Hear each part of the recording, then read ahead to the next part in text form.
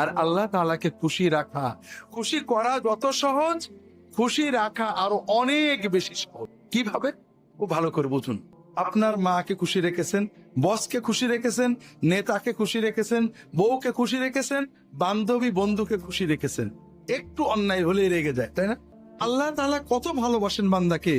আল্লাহ তাআলা বলছেন, আল্লাহ রসুল সাল্লাল্লাহু আলাইহি ওয়াসাল্লাম বলছেন, আল্লাহ তাআলা বান্দা যখন গুনাহ করে ফেরেশতাদের শিখিয়ে দেন, গুনাহটা সঙ্গে সঙ্গে লেখো না, গুনাহটা সঙ্গে সঙ্গে লেখো না, সারাদিন অপেক্ষা করো, দিনের ভিতরে যদি তওবা করে ওর নামে কোনো গুনাহই লিখো না।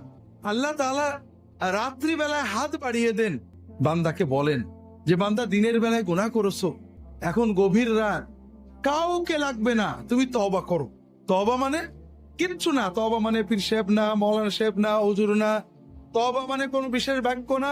তওবা মানে মনের ভিতরে গভীর অনুতাপ, আল্লাহ অন্যায় করেছি, গভীর ক্রন্দন, আল্লাহ মাফ করে দাও, আর কখনো করবো না, এই সিদ্ধান্ত।